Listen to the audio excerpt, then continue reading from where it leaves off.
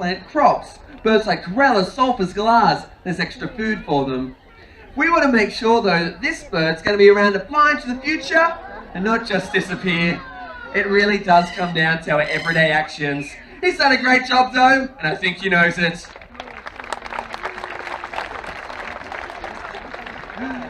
For the birds we have seen so far, generally they'll look for their food during the day. But if I was to ask you which birds more than any other hunt at night, you'd say? That's right, it is the owls. It was 100 points for you. They are exceptional hunters. We are going to put the hearing of our barn owl to the test today with the sounds of frogs. Those calls though will come from behind one of these two rocks. To keep it fair though, we're going to the middle. That's you right at the front. Hello, is it Lily? Yes, hello Lily. Are you having a good day? No, you want to run away and hide. Scary man, scary man. How about you boys help us out? Do you want to tell me, one off, are you having a good day? Fantastic. Two, where do you want my barn owl to fly to? To that rock over there or that rock over there? That one over there. Thank you very much, bud. You can have a round of applause for that, making the tough choice. I'm going to make it happen for you, mate. So we'll press play on our tape recorder. Now, if everyone wants to turn around, look up the back, you may notice there's a hollow log. That's where Marion is. She's coming out for her dinner. So let's see if she can find those sounds.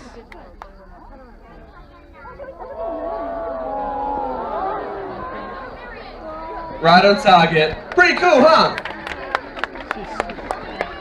Now the reason she was able to find those sounds has a great deal to do with the design of her face, where it acts like a radar dish. It means Marion can pick up on various sounds in her environment.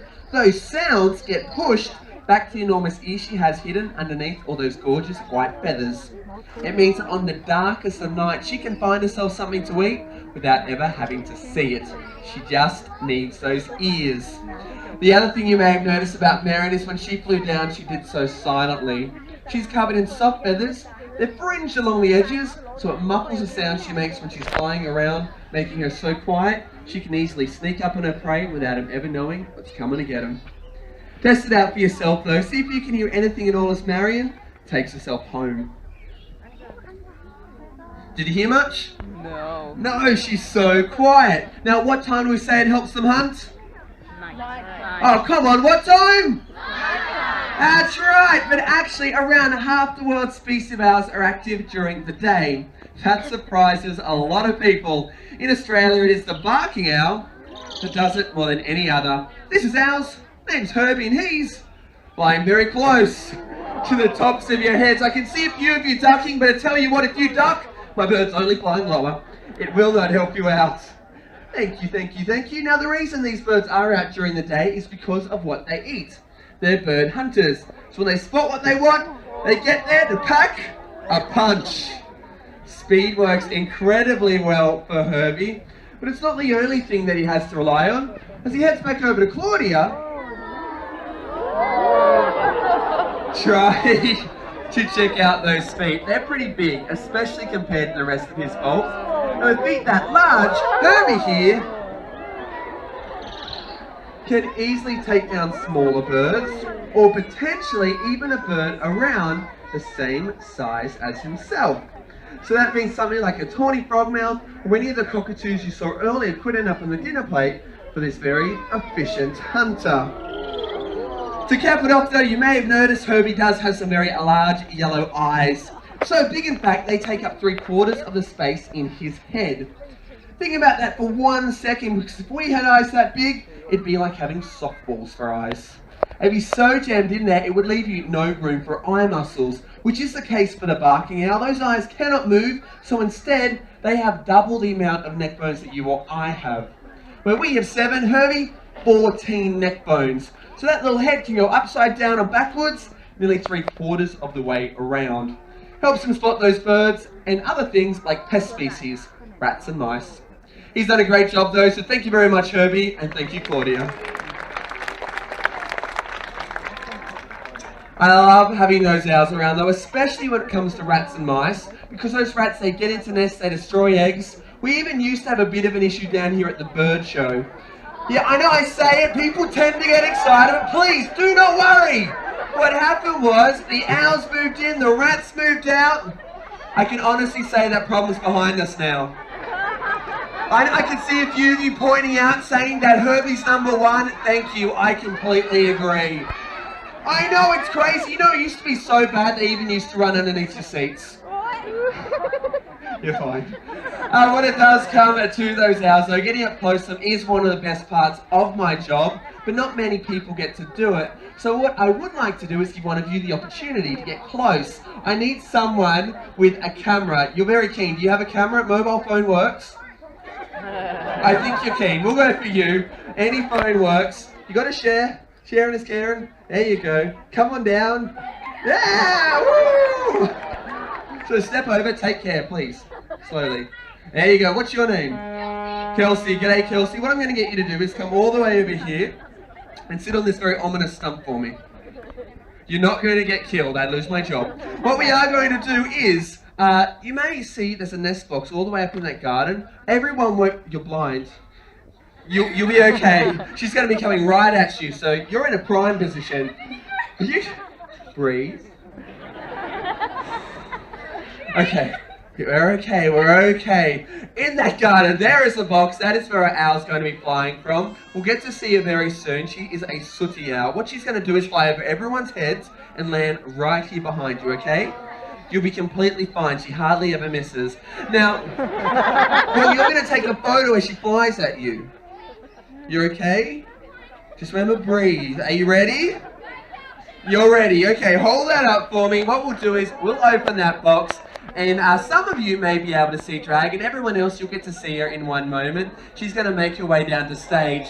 What I would ask, if you are in her flight path, just maybe stand either side of her if you are up there in the garden.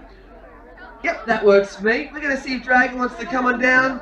Here she comes. Get ready, Kelsey. Oh! Kelsey! I know you're blind, but surely she was a big target. You okay? That's okay, nobody heard it. Now, Kelsey, if you want to come around this way, very good.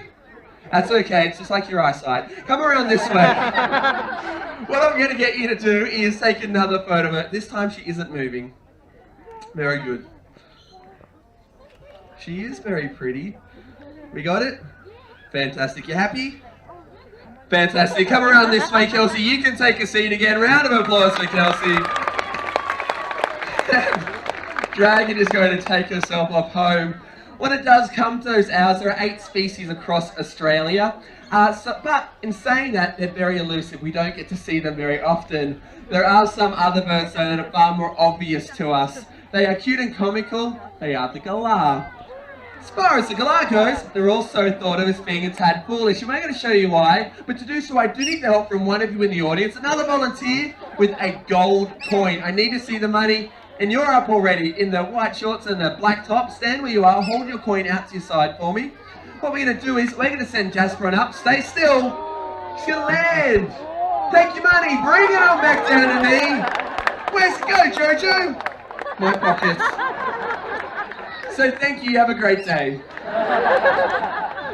That worked incredibly well. But I'm a nice bloke. I'm going to go one more round. We've been working on something a bit harder. So one more volunteer, but this time, who's got 20 bucks? Very keen audience. Thank you. Keep your money. We are going to make an honest bird out of Jojo. So if my volunteers stand up for me one more time, arm out to your side, nice and flat. We're going to get Jojo to fly all the way back up there and put it exactly where she found it.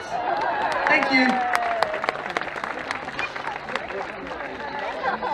A very cool bird, part of how we get that reputation of the land of parrots here in Australia. But when we do talk about the galah, if you hadn't seen one before, I'd be very surprised if you at least hadn't heard of them.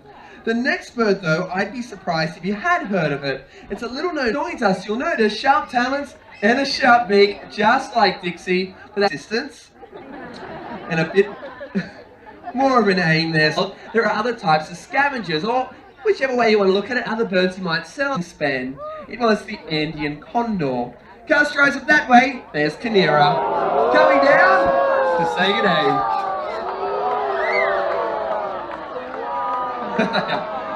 She's a big bird, but that's because she's got a big job to do in the wild. These birds will fly for kilometers at a time, hours on end, looking for their food.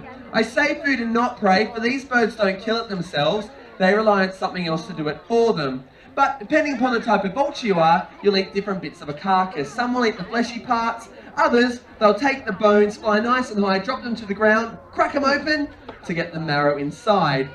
For everyone on this side, you'll be able to see that beautiful bald head. That means that she can get in and out of whatever it is that she's eating. Any muck simply dries, flakes it off. She doesn't have many health issues. Now everyone on this side can have a look. You'll see she's also very confident on those feet. Kinera here is around 3 years of age. Is not going to win any awards for grace, but we won't hold that against her. She could live to be around 70 years old though. Kinera, we'll see you later.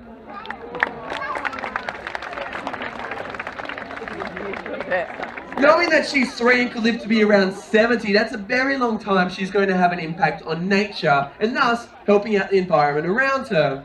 If we know she's doing something small though, albeit a little bit gross, there are things that we can do as well to help her out. And that could be as simple as what we do with our rubbish. Fitzroy is going to come out and show us the right thing to do, and that is if you do see rubbish laying around, even if it isn't yours, be proud, pick it up and pop it in the bin. It is that easy. If Fitzroy can do it, I challenge every single one of you seated here today to do the same. It doesn't have to be big. Put your rubbish in the bin, turn off the telly when you finish watching it, or choose less plastic. Small things, big impacts, and they'll make sure that sites like this will have a future to survive in. I'd like to leave you with one final thought before you head off today though, and that would be no matter where you live, the city or the bush, please look up for me and I guarantee you the bird shall keep on chugging. Questions down to me, otherwise have a great day at your Taronga Zoo. See you next time.